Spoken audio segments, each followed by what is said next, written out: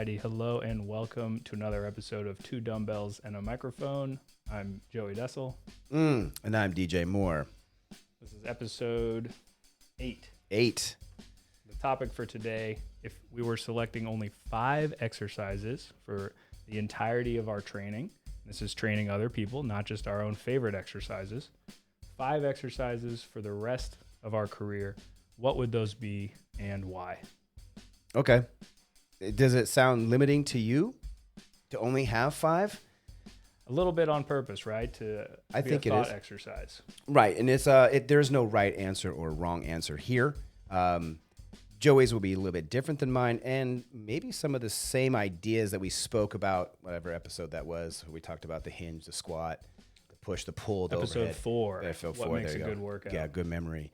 So we're going to incorporate that knowledge from the past and kind of why the stuff we've picked today, those things are incorporated into these movements and patterns.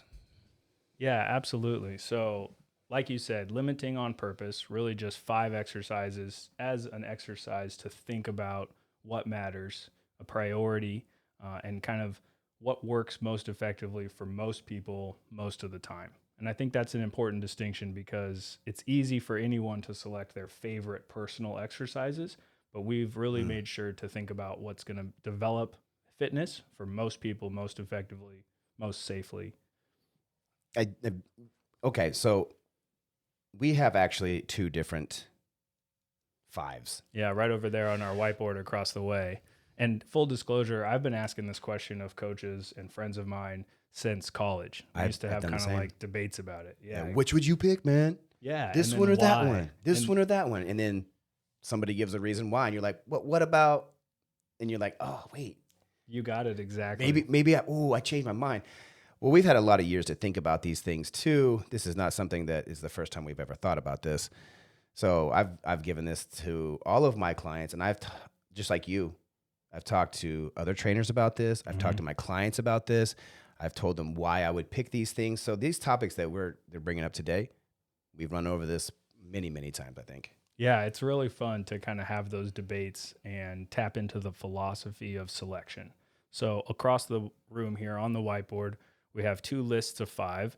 I also have my iPad here with the responses I've gotten from other coaches if we find time for that. But we want to get into these 5. We want to talk about why we've selected these 5. And along the way, hopefully give a little bit of disclaimer to make sure that if you follow this advice, you can do it safely, appropriately. Right. We're not saying if you're a novice at any of these things that because what you have over there, the bottom one, that's a difficult one. Pretty complicated. Yeah, this is something I wouldn't give a brand new novice person. No way. So that's a great call out. I'm glad you bring that up. As we've answered this question and thought about it over the years, we've developed a few guardrails or rules that make it a little bit more uniform. And so regarding what you're saying there, DJ, when we put a complicated exercise on the selection, we offer all the progressions up to that complicated version and all of the variations. So for example, if you were to pick a squat, you can have a body weight squat, you can do a loaded squat with barbell, with sandbag, with a partial range of motion, with 2 legs, with 1 leg, quickly, slowly, jumping. Feet out, feet in in. position. You get it, yeah. And so what we're really identifying is that the squat pattern is the important thing. And whether we include it in any one of those varieties, then we should decide, hey, it's so important we need to rank it in our top 5. Yeah, that sounds smart to me. You're going to give yours first, and then I'm going to give mine after you. So Let's go back and forth. We'll share one and one at a time. You think, or do you want to go 5 and 5? I don't think it matters. Let's have fun with this. You pick yours first. I'll go second. I'm okay with that. All right. Well, we'll launch straight into it. So on the board over there, the first exercise movement pattern that I've selected is the squat clean.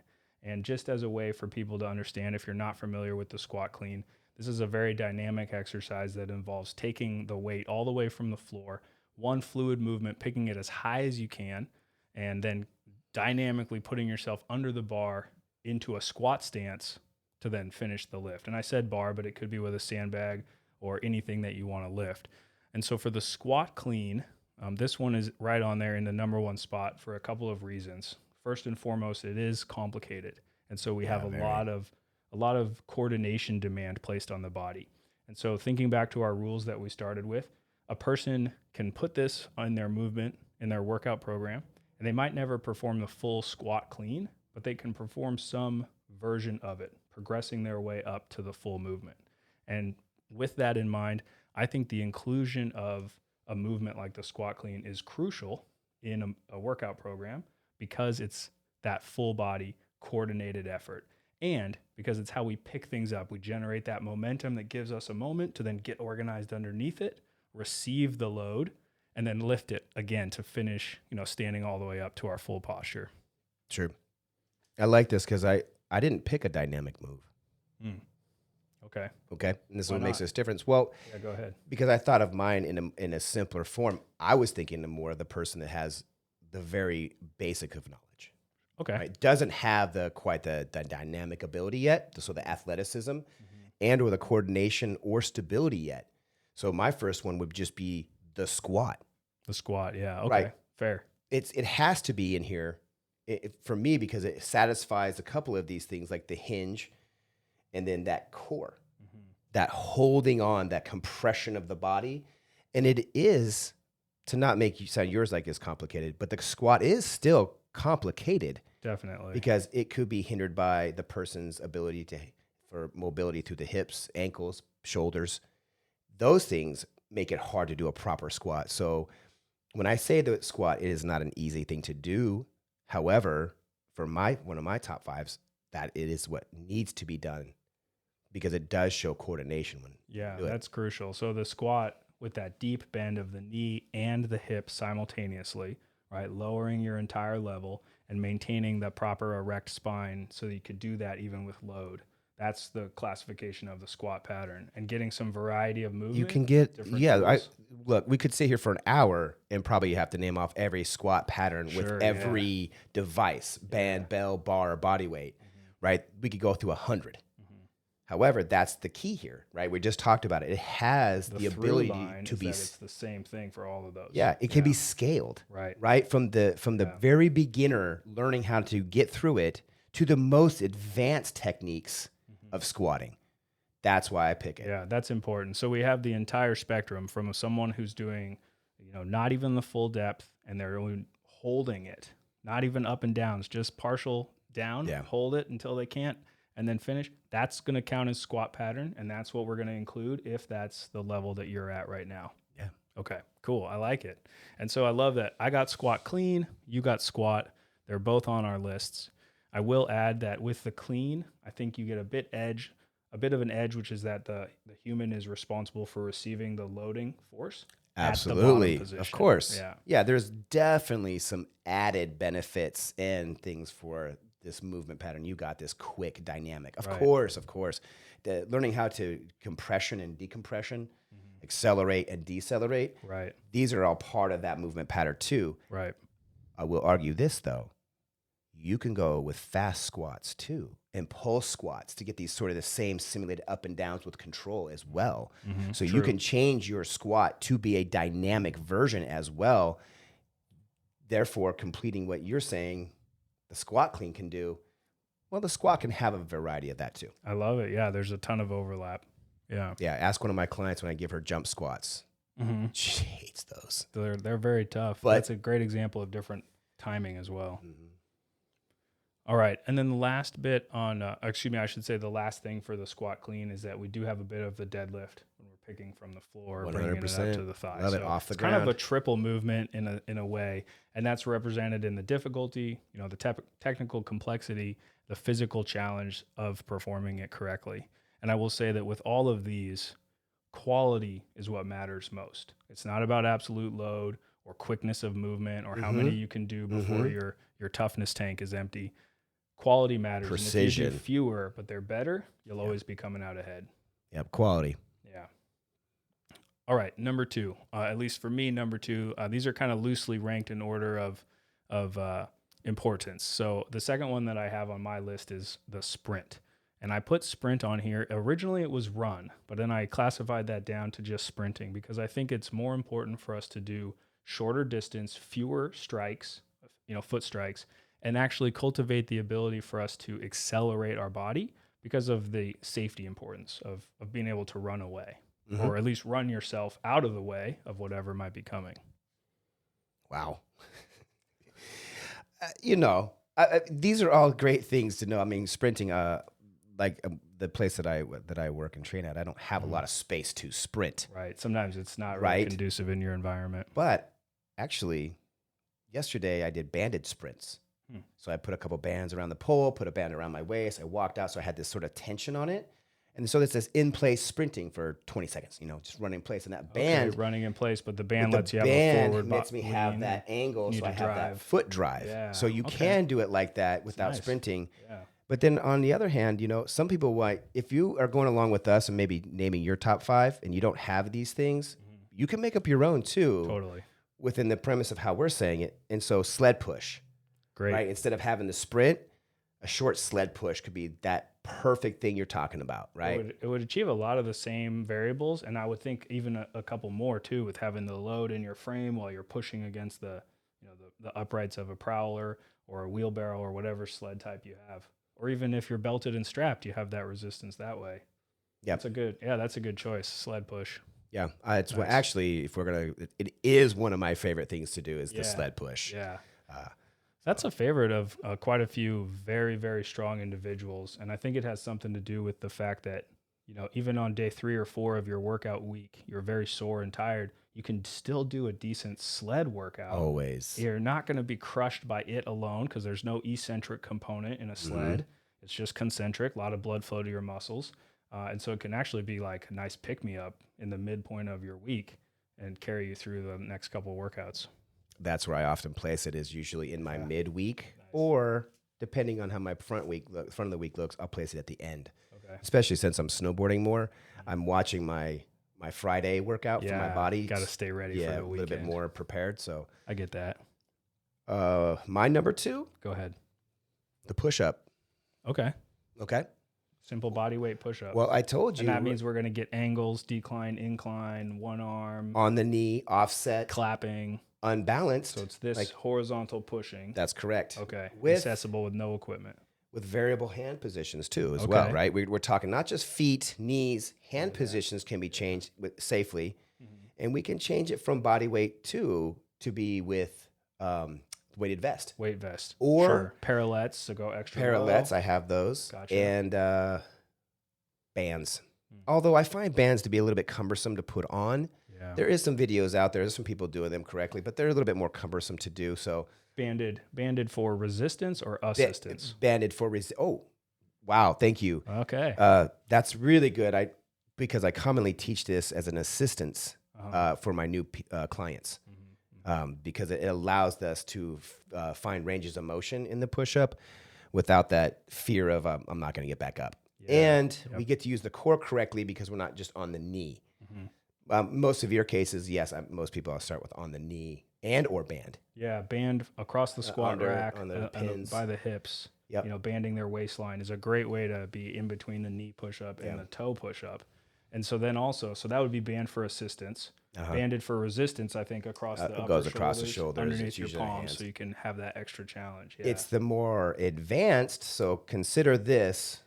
The push-up in itself is, again, not that easy. It is a complicated motion that takes proper positioning. I know a ton of us, and myself included for many years, did the push-up improperly. Yeah. And there is a key way to do this. And I'm not going to scare anybody and say, oh my gosh, you got to go out there and really look at this. But now we just need to tell you that there is a real proper way to do push-ups, and it's important that you learn how to do them. So when we tell you these exercises too, remember, again, quality, precision, counts. And paying attention to form is highly key for the development. Okay? Yeah, so absolutely. Number 2 is a push-up, and with all the variables, which there's another 100. Yeah, and I think that actually, something I was thinking of when you said that regarding variables and variety of hand positions specifically, I think that's actually necessary for a lifetime of training. Because if you were to lock yourself in, let's say hypothetically, to one hand position, that's not going to be suitable for your whole entire lifetime of movement. You would No. need to develop those in between places, and maybe your hands a little staggered, and Spider-Man push-up or alligator push-up or any of these weird variations. I mean, heck, even maybe a handstand push-up. So you're strong in these vertical ranges as well. Ooh. Well, that would take my push away. Okay, well, I know And I I don't know- want to. We no, want I- to try to keep it tight. Because I know those handstand push-ups. Nah, forget about it, man. That's a tough one. Yeah. Those are advanced. So yeah, don't do those if you're a beginner, obviously. But push-ups, you hear what we're saying. Yeah, absolutely. All right, on to number 3. Got it. So the third one that I chose, and this is again from a lifetime of rearranging my ideas. The third category I wanted to pick was a pulling exercise. And so the pulling exercise that I settled on is the rope climb. And I know, again, this is highly advanced. And so keep in mind that we're going to have our rope climb with leg assistance, without legs, with legs held out in an L or a V if you're really spicy.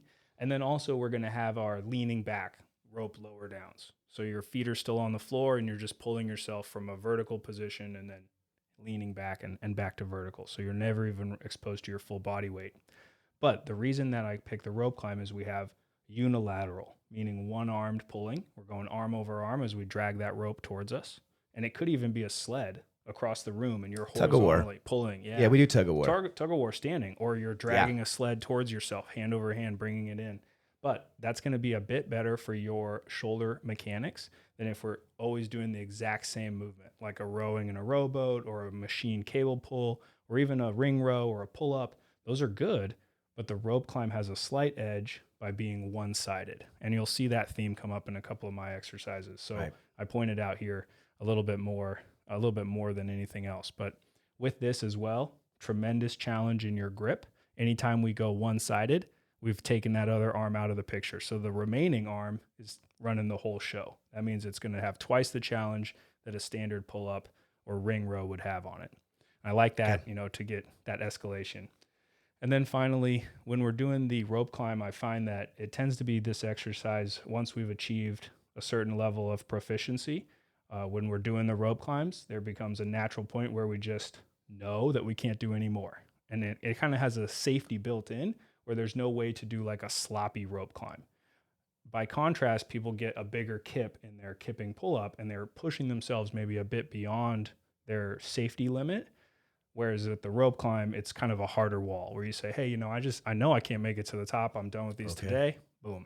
And so it tends to have a built-in margin of safety just by kind of the nature of the exercise. Yeah, you're not going to push through a rep here. Exactly. And you're not going to get an assist from anybody or anything. Yep. It is either you are going to do it or you are not going to do it. It has and that can be definitive scary, nature. but sometimes that's okay in our workouts. Be a little intimidated. Again, this is for the extremely advanced. Right. Because we have this movement within the shoulder blade, this protraction, this retraction, this pulling down through the lat muscle. Independent of where your elbow is, right? You can move. Most beginners do not understand this process. Having to retract the shoulder blade down and in is something that they don't practice. Right. So getting into the rope climb, while it has all those advantages that he is saying, it is for those who understand those retractions and pulling not just with my biceps and forearm, but pulling with my whole shoulder. Right. The advancement of the rope climb, because when you put that up there, dude, I was like, that's a boss move. Right. Rope climbs are It's hard. meant to be the top level. It is. And if we never make it all the way there, we can still experience the benefits that come from the progression. Right. There are progressions, Yeah. as limited as those rope climbs are. There are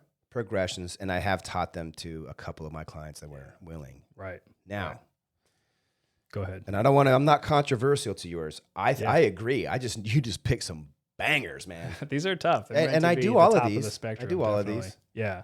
I would argue that if I had to do a workout or make up a workout that only had these 5, it would be a really hard workout. And again, at whatever level of progression of what you're at. So your rope climb might not even be vertical, just sitting horizontally on the floor, pulling arm over arm, 25-pound plate, or a rubber tire that just drags with friction, right? And only weighs 8 pounds. That's still going to count as rope climb in my category here. There's some gyms go ahead. that have that machine that is that rope. Endless rope, yeah. Yeah, you the and endless I have rope. created a video of it where you're working on that, and that's a great example of you have this fantastic reach, a position that would arguably be unsafe if you were in a pull-up, but is safe now because we're loaded here strongly on the left arm while I reach really long with the right. And now as I'm pulling, where I'm weak on one side, I'm still strong in the other until I've completed that handoff. Yeah. And we get this fantastic shoulder movement that if we tweak those settings or we make our proper progression, even a person who's not capable of doing a full rope climb can still benefit from those one-armed version and that protraction, retraction, grip practice, strength, grip strength, all this other stuff that goes at a lower level. Yeah. And they're going to harness things that doing ring rows is not going to ever give them. No matter how good they get at ring row, they're not going to have that single arm that the rope climb mandates. So that's why I put it here as my category 3 pulling exercise. Right. And then even though it's complicated. It's okay to be complicated. I think Yeah. I wanted, when we talked earlier about this, I wanted to give the people something different between you and I. Good. I do these moves. I do them often. I've done hundreds and thousands of reps of these things. So I am all on board. Cool. I couldn't do these 30 years ago, a lot of these things properly. It's taken me years to perfect the ability to get them clean. So for my third, I'm going to actually say it is the pull-up. Okay. Proviso. Go ahead. Most people can't do pull-ups. Right, properly. So why would I put that in there? Because I can make this an assisted pull. I use bands, and quite frequently, I use that as the pulling mechanism. I can take as much load off any of my clients as I need to, scale up and scale down in difficulty. I can also change grips as well. So, okay, chin up, pull up. Sure. If I'm going to say my pulls, get them both. Chin and pull up, right? Sure. The reason and I would say you could mix your grip. You could grab two handles neutral. You could have a mixed grip, narrow I've seen grip. A lot of different pull-up options. That's right. In the gyms. Yeah. All these hand grip options can be assisted. There's even some machines in gyms that have this assisted platform that pushes you up a little bit while you're pulling. Yeah, those are pretty spiffy for being able to practice the movement. They're not in every gym, but if you have them, this is a great opportunity to use this machine and feel what it's like to do what we're saying with the retraction of the shoulder blade. Full movement of your body, full joint range of motion. Let me go off on a tangent real quick. I saw this the other day, and it reminded me just talking about it. If your trainer is not teaching you about retraction, protraction through the shoulder blades, and all this pulling, they don't know how to pull. Right. And I'm not trying to diss these people, but this is a key component that is not taught. And I've been watching this recently, and I'm just like, they're missing out on a key component of this, that which you just talked about in the rope climb, and I'm talking about now in this scapular retraction. The trainers aren't talking about, at least the ones I've been witnessing lately. And it's disturbing. So if your trainer's not talking about this, question. Yeah. Maybe they should be. That's a really important one for shoulder mechanics, proper safe movement, but also comfort throughout your daily life and longevity. So we'll still be able to stand up like a good normal person in our old age. And you're absolutely right. Retraction is so important that I tell my clients in the first time that I meet with them and we're doing a workout, this is the only anatomy term that I will expect you to remember. Ooh, good one. Retraction, right? Have your shoulders in the right place. And if I can be like either a little angel or a little devil on their shoulder, hopefully for the rest of their life, thinking about shoulder retraction, I'm happy with that because it's such a big deal, especially when we then go and put load, weight, reps, fatigue. That's going to matter even more if you're out of position. Yeah. Posture. These are good groups of muscle to help with your posture. That's why I like to do them too. Yep. Creating the draw, the pullback, since we're always so anterior loaded. 21st century life, typing, texting, driving. We always have our arms in front and that activity in our chest. And so neither one of us has on the board here bench press, where we're adding load and getting stronger here. In fact, even when a person does push-ups, they should stay retracted in their shoulders. And the biggest benchers in the world are doing that as well. So it's going to be across all of your movements and all of your positions. Like I said, man, the push-up is not just the push-up. There is some intricate movement patterns in there, so pay attention to when we teach them. Yeah, and I was thinking, I didn't mention it on the push-up, but we could even maybe load up the lower back with some weights across the pelvis, make it a core exercise, or do push-ups with one foot off the floor. So you have to counter the rotation. And there's a fantastic way with the pull-up. We've talked about regressing, right? The movements we do to prepare for the full range of motion unassisted, but there's also the above where we're adding load to our body. or we're doing this with a vest on or a band connecting us to the floor. So it Right. gets harder as we pull up, right? Like there's ways you can maybe do your pull up with some different paces or an L or a V, the feet held out in front. Those are going to make it even more challenging than it would be to just let your body descend down. So when we put complicated up here, or when we put even, let's say, simple, there's always that way for you to make it more challenging for yourself. That's why we're picking them. Yeah. They have plenty of variables and positions and things that we can do here. So you're not limited to just, we didn't say one exercise really. Right. I'm not. Joey is, but I'm not, because I picked exercises specifically, for the exact question, but I gave myself a lot of room with the progressions and regressions. All right. What do we got for the next one, man? All right. Next on the board, this is number 4. This is a crazy exercise. I'll give you that right away. It's called bucket circles. And for those of you that don't know, if you're watching on video, you'll see footage of some example here. But it's going to be preparing and training an individual for the U.S., or I should say for the Olympic gymnastics movement of the pommel horse. And so if you're not familiar, this is like the horizontal balance beam, a little bit thicker with 2 handles, and the athlete rotates his body around and does these crazy gymnastics moves, usually with those hands always landing on the handles or sometimes using the horse itself. Flips. Jeez. Crazy, insane core strength we've seen on the gymnast. The bucket circle has a 5-gallon bucket with a 10-foot rope connected to probably the highest pull-up bar in your gym.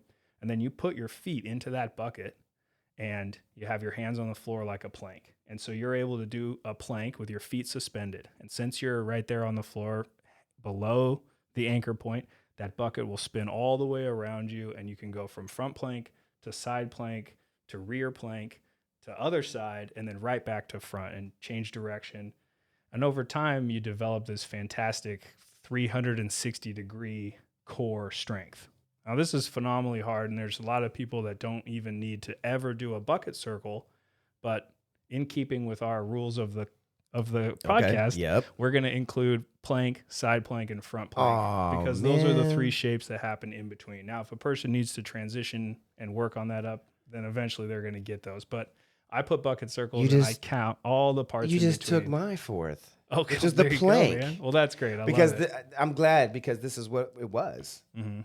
This is what it was, because I knew that when you said that, when you were telling me about it, I was like, man, that's ridiculous, right? But I was like, wait a minute, hold on. It's hard, but it's good. But when we have all the progressions and regressions, I realized mine's been plank, because there's, again, this is the beginning of how to get to the bucket. Exactly. Right? And you just said it. Yeah. So I'm glad that this ties in with us. Bucket circle is the ultimate upper level I would take it at. But if I did just regular planks and planks with 1 foot off the ground, side plank with their foot on the bench, elbow, so they have higher position. Oh my goodness. Yeah. Again, there's a ton of options. 100 different options for these planks, both really hard and some rather easy. But they have to be in there. You'd almost think, dude, that we've been working together for a long time. Yeah, that's why I let you hang out with me so much. That's what it is. Okay. I thought I was just the way I dressed. I don't know. No, it's good.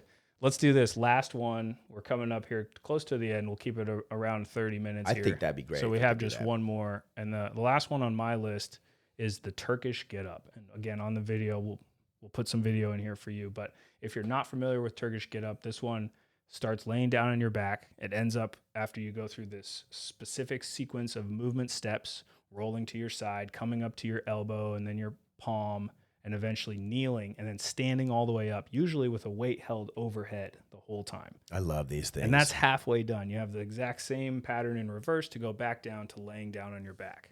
And it's included here because it's a multi-joint exercise. It's hugely complex. It can be challenging even without the weight overhead, just held at the shoulder.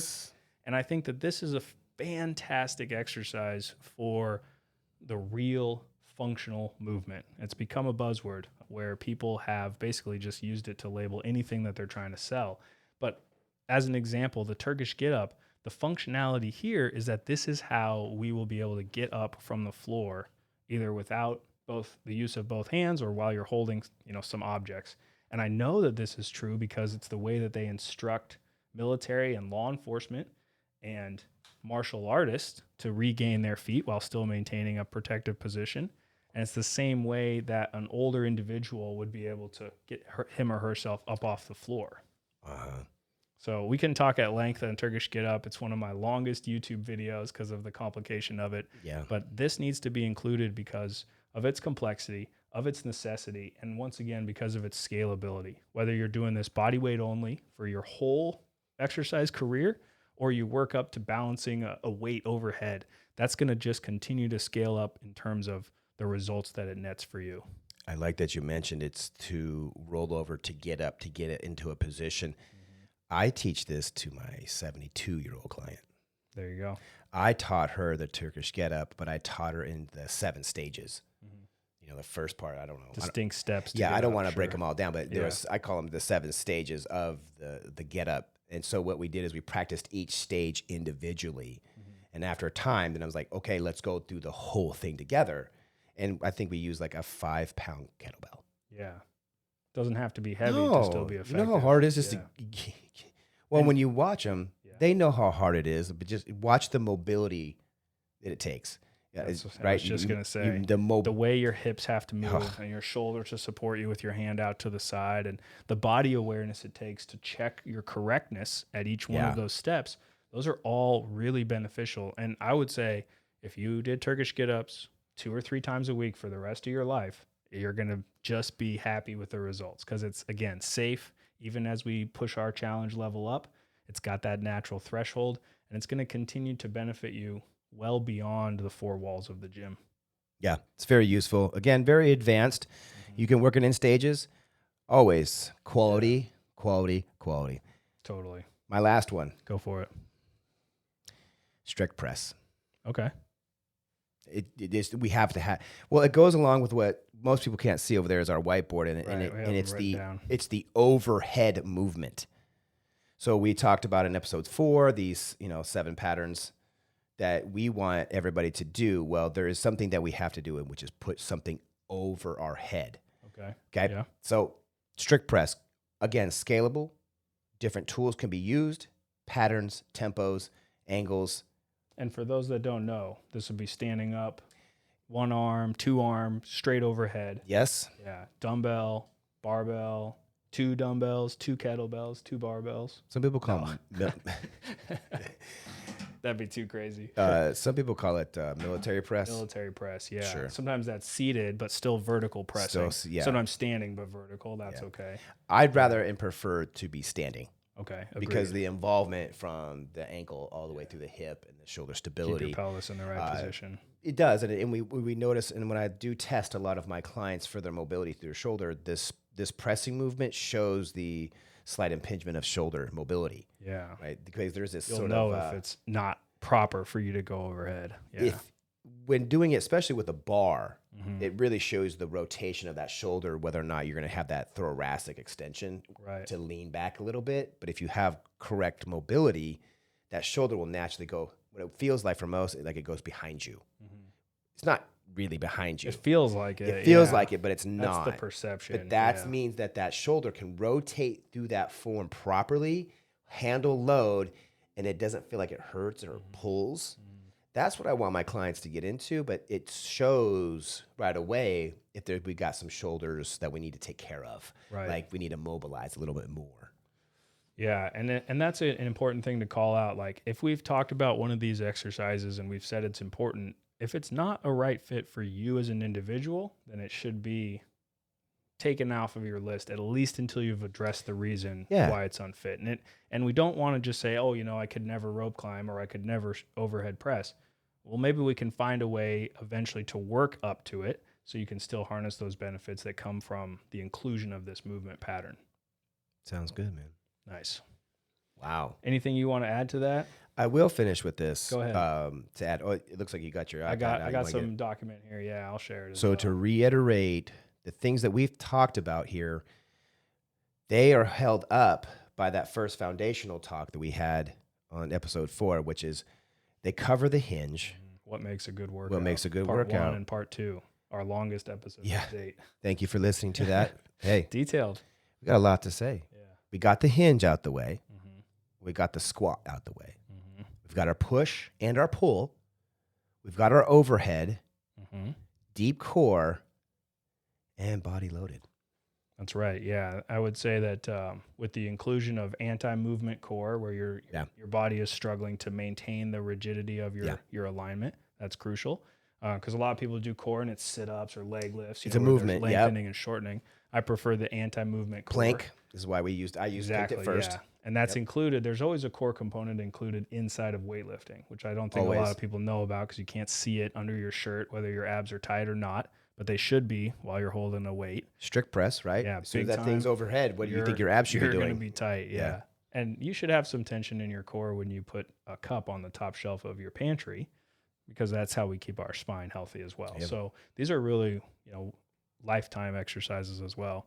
And I would say that, the only thing that someone could maybe claim is not included here would be a loaded carry, where an individual has a dumbbell in each hand, a weight at the shoulders, something like that. Sure. And I would say, okay, we get a little taste of it with the squat clean, with the press, we're waiting to hold it. But when you do a loaded carry, you might be going 1.5 to 3 minutes of tension where your body has 60, 70, 150 pounds on top of it.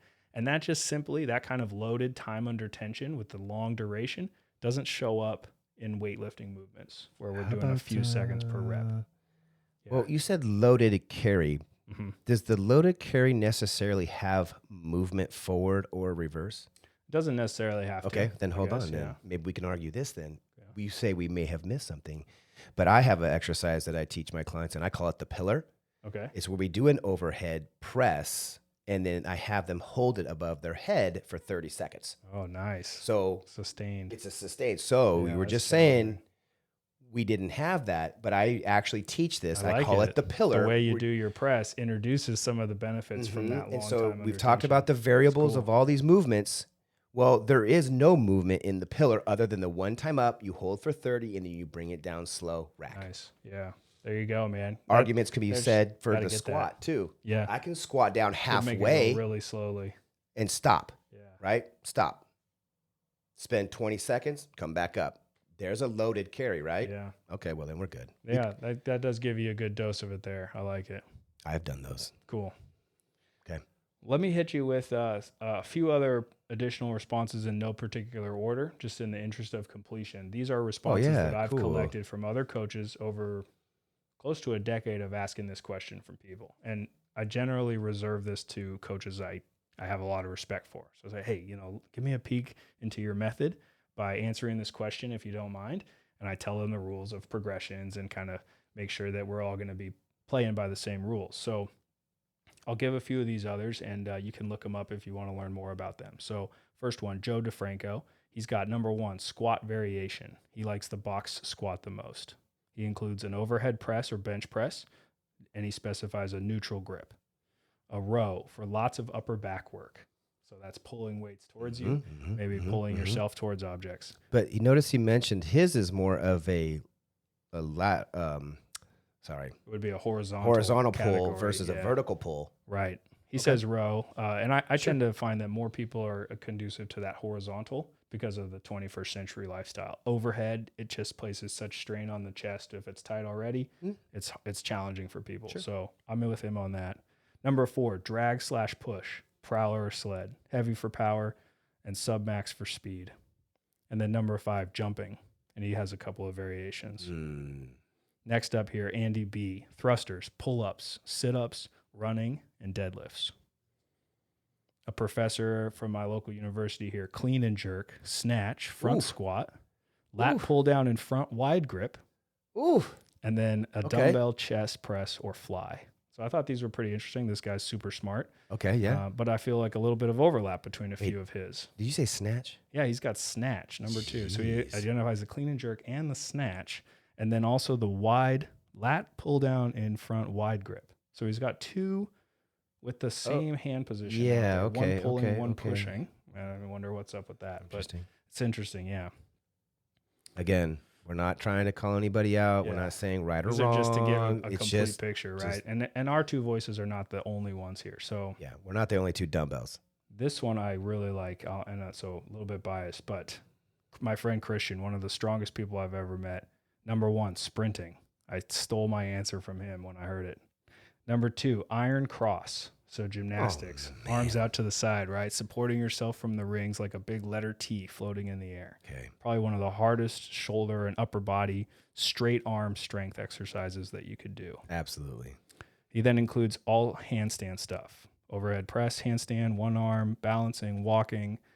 I feel like, okay, that's pretty fair.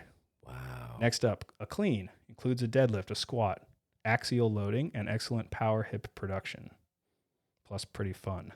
And then he includes as his fifth, striking for self-defense or also beating down bushes, barriers, animals for safety, moving things, and the transfer of power in this sort of twisting motion of throwing a punch or throwing a ball. Cool. That's pretty sweet. You know, I hadn't thought about that. Something that we're doing unilaterally to be developing that rotation. And then also the deceleration that we need to create to slow ourselves down after we've thrown that punch or released that baseball.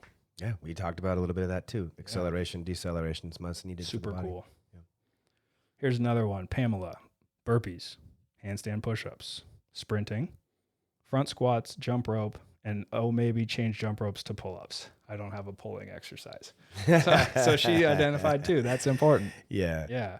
And I think, you know, we don't need sprinting and jumping rope because they're both cardio. And I think sprint gets a little bit of the edge because it's just so hard. And jump rope doesn't develop our ability to move ourselves through space. So we have to have that propulsion. I would give sprinting the edge. Whew. Next up, and there's only two more here. My friend Wes, he has world's greatest stretch. I'll put some video in here so you can watch that, but it's basically a stretching routine. Right. Deadlifts, snatch, cable chop, and landmine clean. So for the landmine, that's typically the barbell inserted in this pivoting point in a corner of a room or on a squat rack so that when you interact with the other end, you have this sort of unique radius of movement on the bar. Yeah. So a landmine clean, I guess, would that be from the side? You'd have to be. I'm not sure. I don't do them personally. Yeah, I don't do them personally either. And then our last one, my friend Chris, burpees, rear foot elevated split squat, which I think is a good choice. The split squat's not included. I would like to get that on mine. Well, pull-ups, deadlifts, and swimming. You can't argue swimming. I like swimming. I wish I could. If I had to do a top 10, I would include swimming on my top 10. We might want to say to accessibility to some of this stuff. That's true. Okay, because not all gyms have a rope. Not every gym has a bucket. Not every gym has a sled. Not every gym has a ring. You know, these things too are limiting. If you're listening from prison. Yeah. No, just kidding. But seriously, do your best with these that you can. And if you can get that motivation to go up to the next level, then maybe you'll start to get those benefits from it. But along the way, remember, like we've talked at the top, quality counts. And if you're only doing one or two, but you're doing them properly, that's going to exceed some kind of Herculean, toughness type of training where you do too many and you get hurt and you have a setback. If any of you are listening to this, and watching this, now we're watching this. I think it's a chance too. If you have your own coach or trainer, and you listen to our podcast, which is awesome, ask your trainer some of these questions. I think the best thing out of this for anybody is that we're trying to inform you, educate you. The smarter we can make you, the better the results you'll have, the better the time that you'll have, the more fulfilling this will be. So I keep reiterating it. Test your trainers. I've been tested, and I get tested all the time. I get looked at, I get challenged, and I'm constantly have to be in my learning phase and knowing phase. So look. I dig it. Do test your trainers on this, right? If they can't, if you can ask them what their top 5 are, at least ask them to explain why. Yeah, right. There's no right or wrong answer, but the philosophy of choice says a lot about the individual's brain process. That's right. And like we've just read, you're some of these that you read, I don't agree with them. Right. I would never include burpee. I just wouldn't do it. But again, if you can give me the reasons why, the modifications to, then yes, we could have a talk about it. Yeah. So I'd love to have that debate. If you got good reasons why the burpee's in the top 5, message them to us because I want to hear that. And that goes for all of this. If there's something that you've been screaming at your speakers for us to mention, put that into the messages or put a comment and let us know. And we'd love to hear from everybody that listens as well. Yes, please. I feel really fulfilled when I get a comment back. It'd be cool to make a version 2 of this with augmented choices because of some new information. Right. Well, that'd be sweet. I could give you top 5 cardio, top 5 compound, top 5. You know, there could be any top 5s on in with several categories. It's not what we did. We just said overall. I think we've been going too long too. Yeah, let's wrap it up. Let's do it. Let's wrap it up, folks. Thank you for listening. Sorry it took so long, but you know what? No, that's all right. This is really good information.